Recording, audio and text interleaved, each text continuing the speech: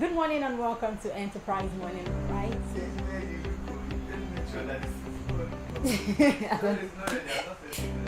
Even with the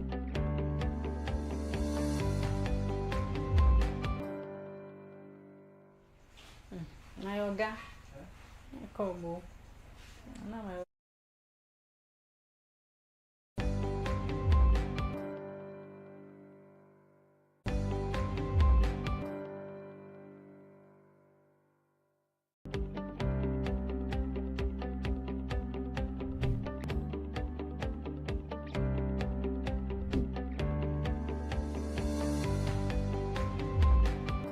Enterprise Morning right here on Enterprise Television. I am Kendi Bodering. And I am Henry Igwebike. Okay, it's a brand new day bringing fresh stories shaping Nigeria and beyond. We will kick off with today's newspaper review before diving into our main conversation of the day. Trust me, you don't want to miss a moment. Remember, you can be part of the conversation by dropping your comments, liking, and following us on all our social media platforms at Enterprise TV 7. So joining us to shed light on the matters at hand is Emeka Magnagu. He's a journalist and a public affairs analyst. You're welcome, sir. Good morning, Emeka. Yeah, hello, good morning. Good All right, morning. thank you. All right, so let's start with the first daily on our desk. Okay, we have the Guardian newspaper, and on the top strip, ASU threatens nationwide strike over unmet demands. And also we have over 5,000 cargoes trapped at ports amid 2 trillion naira demurrage losses. Okay, still on the top strip, we have court orders for features of ex-military officers 5 billion naira shares to FG. And also we have gunmen kidnap pastor, worshipper, couple in Kogi and Katsina. Okay, still on the top strip of the Guardian newspaper, we have insecurity. Tinubu to unveil revised national counter-terrorism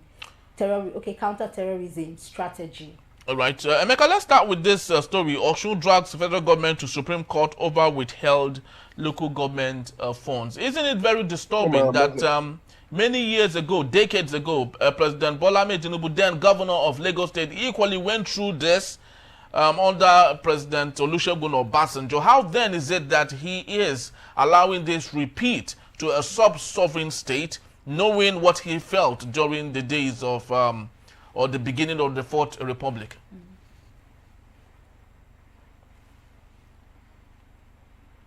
Are you there? Yes. Okay.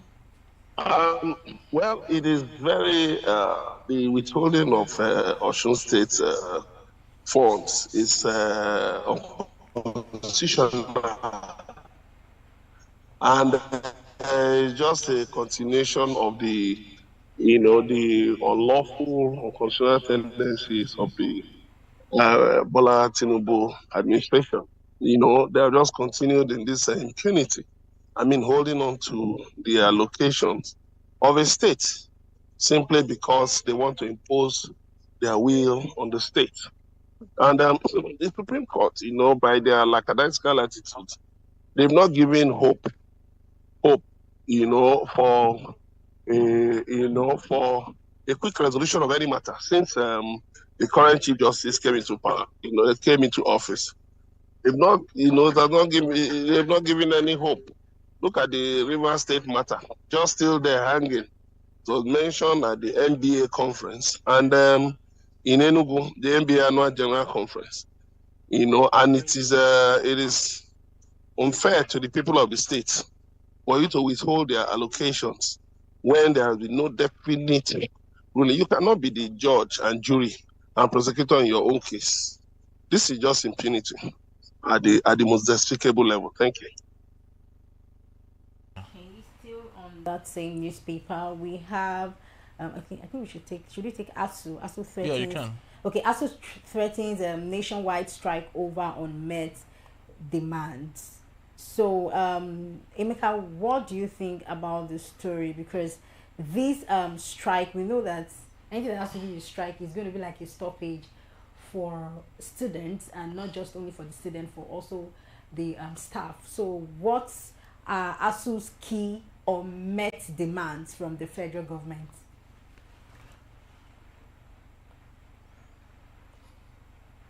Okay, are you there? Yeah, of course, the main remains the signing of the renegotiated 2009, the renegotiated agreement for the federal government to go ahead and implement the renegotiated, agreement. That's all. That's what is needed. There's nothing, I mean, what is to lecture, to go and teach, impart knowledge to upcoming generations. So it is very, very important, for that agreement that we negotiated for the federal government to sign it. You cannot treat education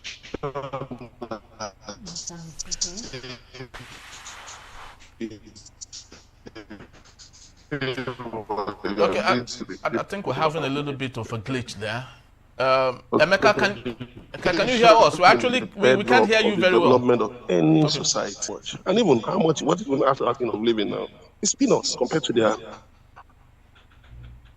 mates elsewhere, compared to their colleagues in Ghana, in South Africa. In other African countries, it's peanuts. But implement this. That's I think we've lost him. Are you there? I can hear you.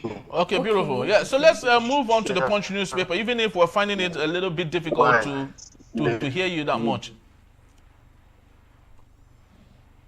Okay, so on the Punch, we have, still on the top strip of the Punch newspaper, we have U.S. courts jails Osun monarchs over $4.2 million COVID-19 fraud. And also on the top strip, we have 239 first-class lecturers quit Unilag over poor pay. And that's coming from the XVC. Okay, ASU protests rocks campuses ahead FG talks. And 2027 PDP ticket zoning to South splits the North. Okay, the last story we have on the Punch is probe begins as Abuja-Kaduna train mishap injures 6.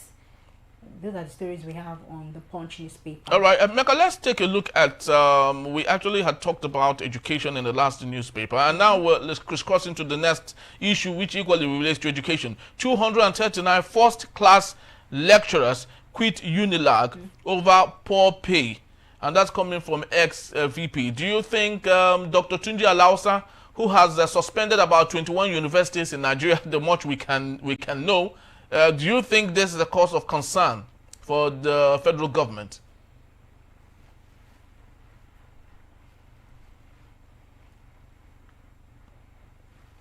Can you hear us? Are you there?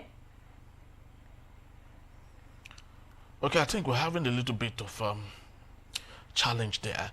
So just before we can reconnect possibly back to Emeka, we have it right here, how that the 239 first-class lecturers quit Unilag over poor pay. Now, Unilag is one of those prestigious universities, and it's one that one should be afraid. If 239 first-class lecturers quit the university, how many is remaining?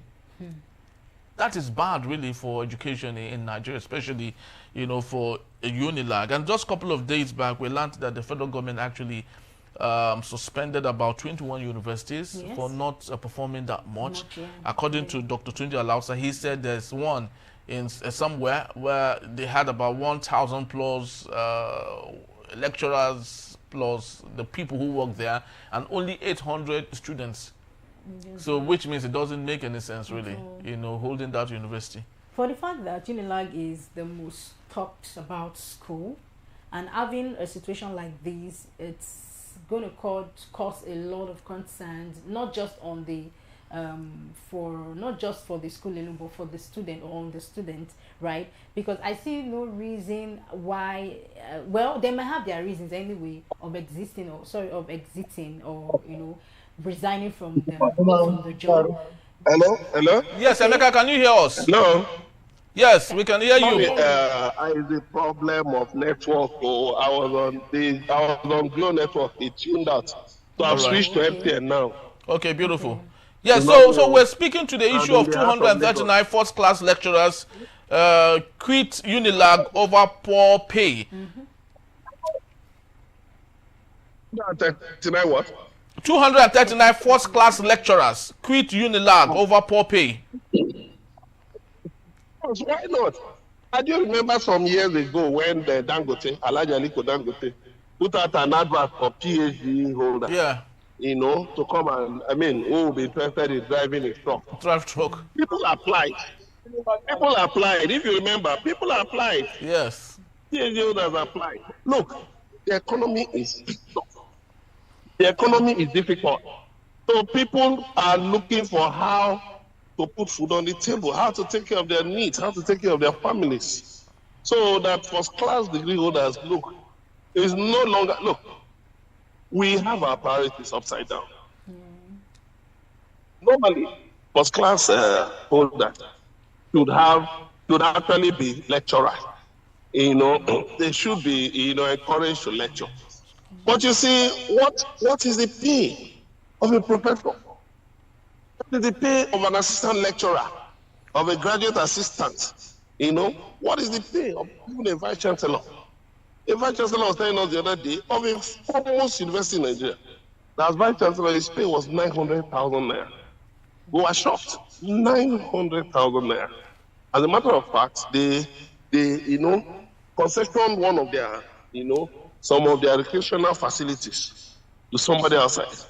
And the pay of the MD of that company was much more than his own. And they were making money. This was a recreational facility that the university couldn't maintain for some time. But they were just spending money, but little was coming in. Anytime the senior staff of the university went on strike, all those halls were shut down.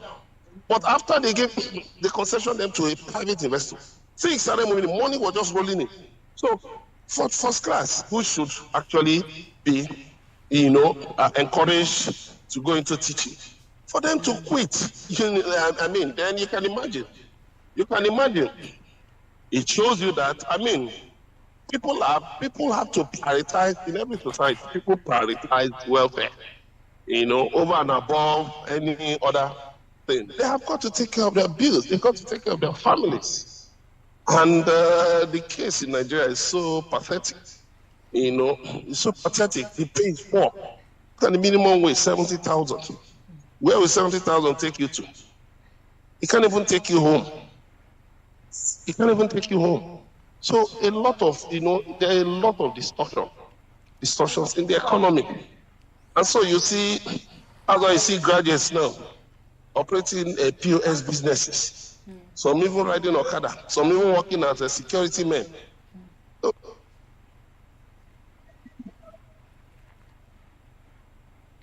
Are you still there?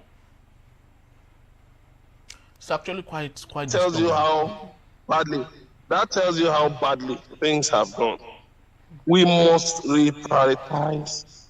We must reorder our priorities. We can't treat education like a joke anymore. Thank you. Thank you so very, very much, because it's actually quite disturbing and sad to note that our senators, most of them aren't even as educated as our lecturers, but almost all of them smile home with a minimum of 14 million naira every month, while lecturers who are there to teach students that will be the future of tomorrow for Nigeria are paid less than 300,000, with the professor going home with less than 500,000. And this shows the issue of priority. And if really the government of the day under President Bola Tinubu does truly know how to fix all of this. And even all the of this leaders issue. should understand that these lecturers actually taught them. Yeah. Some of them. Yeah. You can see how life Yeah. is. These lecturers taught some of them. You know, some went to, you know, further more in their education, and these lecturers even, you know, taught them. And not just only them. These lecturers taught their children, you know, and I'm sure that if not because of the teachings those lecturers have given the children, they will not be a graduate. Definitely, right? very So true. I just feel that they need to look more into this. And while Emeka was speaking, he said we should encourage people going into teaching. Now my question is, do we really, now looking at this generation, do you think they would like to go into that profession? How would they go into it when Pella is already asking BAs, people with masters, to come and apply and be cameramen? Can you just And women. imagine? So it's actually a very disturbing one. Emeka, let's go to the Vanguard newspaper for today. Third Mainland Bridge mishap, LASMA, police, FRSC, differ. I know you've seen that viral video where some young lads, you know, were having a car race at the Third Mainland Bridge, which resulted ugly to a mishap, which lots of people lost their lives and so on and so forth. I would love you to speak on this matter with respect to, you know, how we as a people, even if the law of the land fails us, we as a people equally fail ourselves. You said it all with your statement, you know, I mean, with your last comment. I mean, if we often fail ourselves, then we turn around to blame the government. I mean, people have not put the mainland bridge into a racetrack. I saw that video, I was so horrified. You can imagine people who are going on their own. Hey. People who are going on their own, you know, going their way. I mean, who may have lost their lives, who may have been injured because of these hooligans. I mean, the Lagos State government has tried, you know, invested so much in providing infrastructure. Quality infrastructure. And there are people turning the terminal into a restaurant. What is it? What is all this? What do we attribute it to?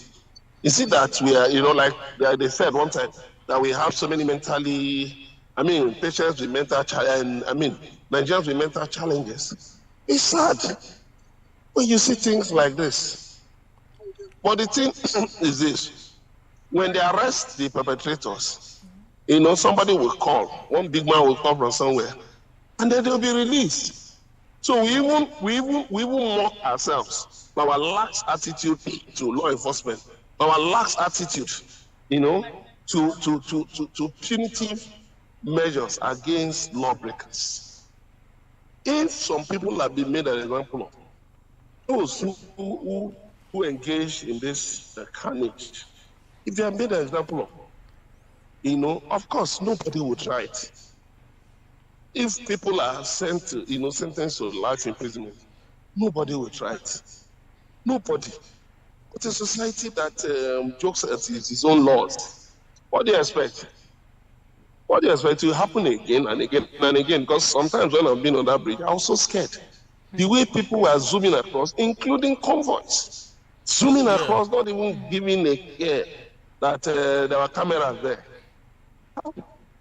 Wow, it's too bad. It's too bad.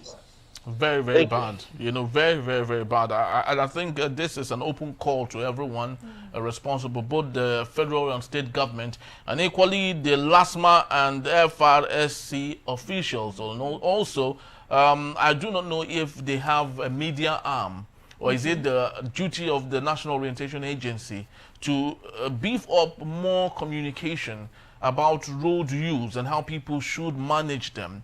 You know, because even if we have the best of roads, people would literally turn them to race tracks. And when we don't have the best of roads, people will complain that our roads are not good enough and it spoils our car. So you can see the mismatch of issues there, and it's actually very disturbing. But of course, we'll be right back. Emeka will still be here to take us on our main conversation for today, and that is when we return. Not vows a political showdown as PDP zones 2027 presidency to the south. That in a bit is still Enterprise Morning. Please don't go anywhere. because we'll be right back.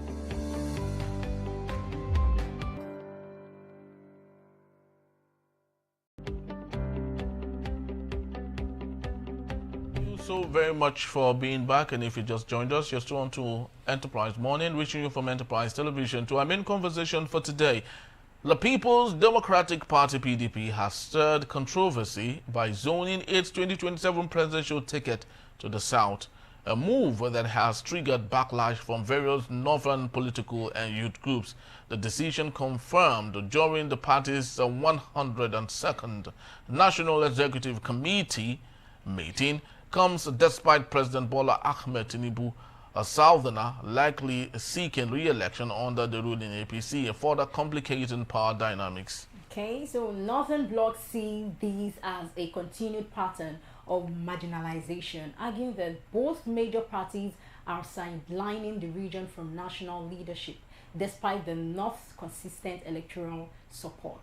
Now, prominent groups like the Joint Action Committee of Northern Youth Association, that is JACON, and the Benga Ashim Solidarity Movement, that is GHSM, has criticized the PDP's decision as unconstitutional and unjust. Very true. The claim the North has been historically shortchanged, only holding the presidency for 2.5 years during the PDP's 16 years rule, while the South held it for over 13.5 years. Some northern politicians, including Kano PDP chieftain Abduljabbar Rufai, warned that the zoning could erode PDP's northern support, although others noted that the APC might also lose ground if Atiku Abubakar contests under another party.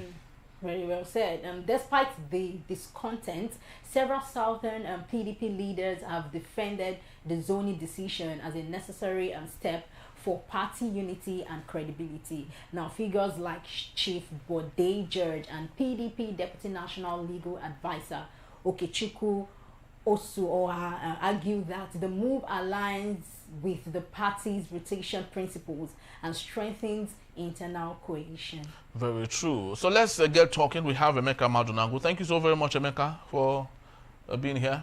Thank you. Are you there? Emeka Madunangu, are you there? Okay, I think we lost him. We lost him. I think he would rejoin back in when we get everything all sorted out. Okay. But just to speak on this particular matter, what do you think about this? Do you think it makes any sense that the northern part of Nigeria are still complaining, that the presidency has been removed from them and given to the southern part of Nigeria, and saying it's unconstitutional when we know it's party politics?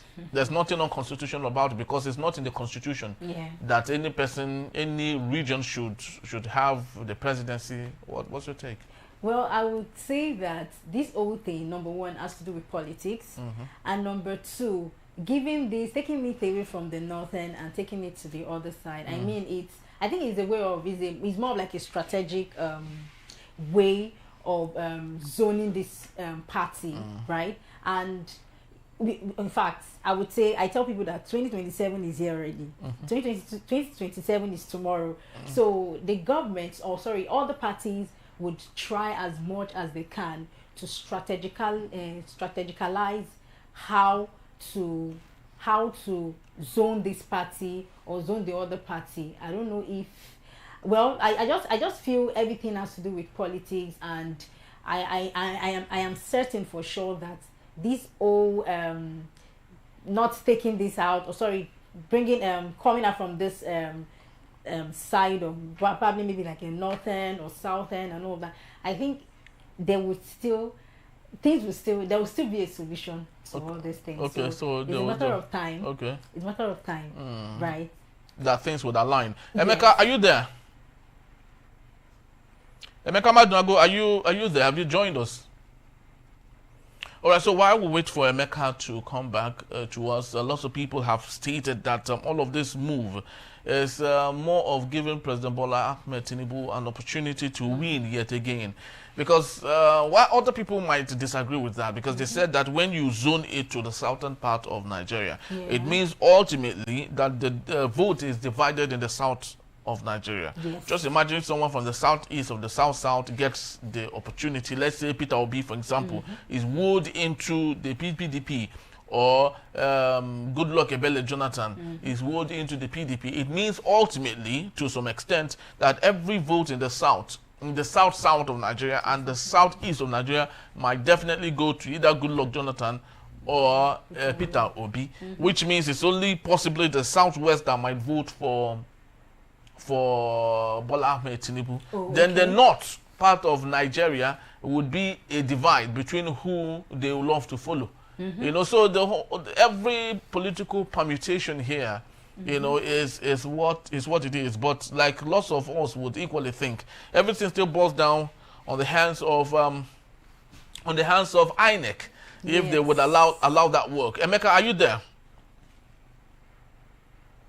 Okay, so Emeka is not yet here, but of course, this is still Enterprise Morning. Let's go for... right here. Okay, beautiful. Oh, okay. Hello, I'm right here. I'm right All right, here. beautiful. Welcome. Yeah, so Emeka, I do not know if you heard our prologue or the reportage that we have on how the northern part of Nigeria are not excited because the presidency with the PDP is zoned to the south. So why are they really angry?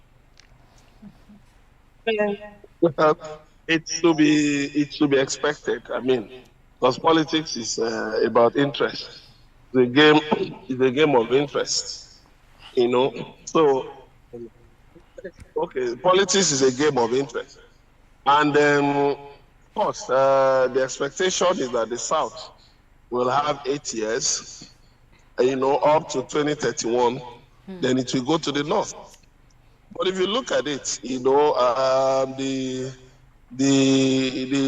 politics, you know, the politics of the political context, you know, is quite interesting, because if you look at it, between 1999, to 2023, the North, you know, the South has had more than the North, more years than the North. You had Obasanjo 8 years, you had Jonathan, you know, I think was it 5 years or 6 years. Yeah. You've had Tinubu 2 years now. You know, so assume by 2027 4 years. So 4 plus 8, 12. Plus Jonathan's was it 5 years, you know. So 4 plus 8, 12. Plus 5, that's 17. Whereas if you look at the North, it's been Yaradua just, let's say 3 years. 3 years, and then Buhari 8 years, 11. So look at the difference. Just look at the difference, you know, 17 to, I think, 12. So that's why the North is agitated.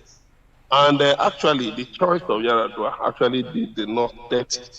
Obasanjo has failed to acknowledge that he did the North dirty with that, because he knew that Yaradua was not in good health.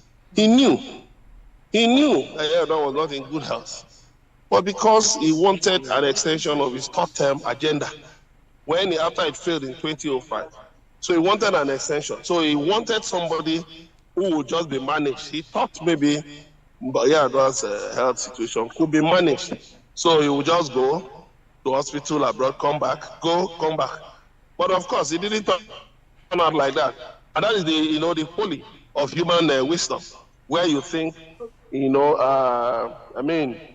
can turn yourself into God, to determine, human affairs. When you don't know tomorrow, you don't even know today. So those are the things we're talking about. So for the North to be agitated, they don't want to be shortchanged. 1, 2, they don't trust Tinubu. Because the way Tinubu has been going, I mean, look at the things he has been talking about. Like he wants a one-party state. But he denied it later. Then, mixed pictures, a mixed picture, showing as if, I mean, some people have even said that he's planning a life presidency. I don't know how that can work. So, when I look at the issue of Shetima running with him, and they've come out clearly to say, no, that Shetima, he will not run with Shetima. He will choose somebody else, And so that has agitated some parts of the north that, okay, what this man did as governor of Lagos State, is he trying to repeat it, where he had 3 deputies in 8 years? So those are the things to consider. That's why the north is saying, throw the contest open. Because at this stage, we can no longer talk about the south having, 8 years, and then the north waiting till 2021, till 2031. Thank you. Thank you so very much, Emeka, because it's actually very factual. But at the same time, the big question is, does it really matter? Despite having 17 plus years for the South and 12 years for the North, nothing has changed really. Nigerians are more concerned about would they have food when they get home? Can they afford to pay school fees? I saw a documentary of electricity in Nigeria, and it stated that Nigeria has the highest population in the world with people without electricity. So don't you think those should be the burning issue, rather than all of these things coming from the northern part of Nigeria? Remember the out of school children, about 20 plus million. So shouldn't that be a concern for the north, rather than looking for more opportunity? Wherever it is in the world, whether it's in the US, whether it's in Germany, wherever, Canada, the first need of man, first basic need of man is food. That's why the United Nations talks about food, shelter, clothing, housing, education, medical care, and all of those things. So, I mean, when you say they should not bother about food, so how do you want them to operate? Man needs food to operate. But somebody the other day was quoting the Bible, that the Bible says that man shall not live by bread alone. I say, yes, but the Bible didn't say man shall live without bread. Bread is very important, but it should not be all. When you talk about out of school children, it is because the situation, it is the handiwork of politicians, including northern politicians. They have not prioritized the development of their people. They have not prioritized higher ideals. So that's why you have, between 18.5 and 22.5 million Nigerians out of school. Majority of whom are in the north. So, in the north, 18.5 million out of school children. So when you look at all of this, you just see that, it is a situation whereby, people feel that, access to power guarantees access to a better life for their people. So that is why you see everybody is jostling, except Peter Obi, who is talking, who is espousing ideals that are higher than just grabbing power. He says he's not desperate to grab power, he's not desperate for power, but he's desperate for Nigeria to be better. Now, it's not just the North, even certain politicians, the way they are speaking, they are so desperate just to get political power. So we need to, be pragmatic, be realistic. What people are looking out for is how they will get power, for their people to have a better living. It's expected, but it has not really translated to that. Thank you. Thank you so very much. Yeah. Well said. Well, really, what he said was really concerned, because I feel that even if these leaders want to, they want to sit in power, they should also have us in mind. I think it is not, we are not asking for too much. Yep. Just quality of our basic, like we need our needs, like basic needs. And even if you can provide food and shelter, it's a whole lot. And it is not as if we would always complain all the time, but at least if we see these things, they are coming in without they are coming in effortlessly from our government, and all. We don't even have any. We will not have any issue, even if you sit in power for more than, in fact, a decade. But the fact that we have all these provisions available, you understand. So I think it's not going to be an issue. We just hope anyone who sits in power in 2027 would not just be there to just, you know, make use of that chance, but also put us in their mind, you know, make us their priority, that okay, I don't want to serve Nigeria, I want to serve the people. At least if we see that, we'll look forward to, you know, seeing more of you in power. Very true. Emeka, our last question to you is, we understand that you're actually very, very busy, but just take this last question. What do you think? There's this growing rumor, even if it's not been substantiated, that Dr. Goodluck Ebele Jonathan might really be the one the PDP might be interested in. And this is spawned from the fact that, according to yet another unsubstantiated talk, that Donald Trump is likely interested in Goodluck Ebele Jonathan. What's your take on this? I know you have ears to the ground and to the wall. Well, I'll just say, just discard that rumor. Jonathan is not coming back to do anything. His wife has already said he's not interested. You know, but then it's good you mentioned the American aspect in the whole matter. You know, because look, Nigeria basically is being teleguided by the West. You know, so if we look at if we factor in the foreign, you know, interest in the election, of course, you know, people might say no, they are conspiracy theories. I said it's okay, they are conspiracy theories, but when we saw, if we factor in how far Obama went as you know, as president of the United States against Jonathan, even recorded a video.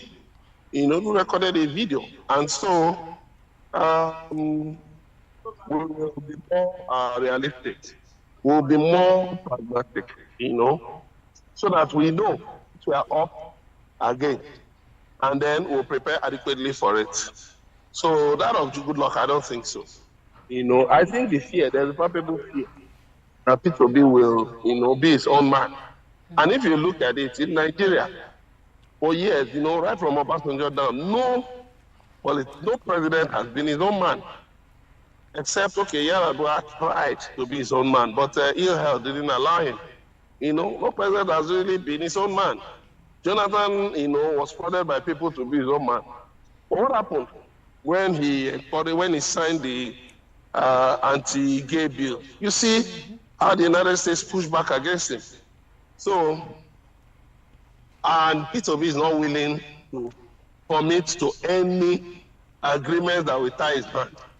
And that is where the ruling class is afraid. That's why the ruling class is afraid. They don't trust him. They don't trust him. That is the problem. Tinubu is willing to sign any deal.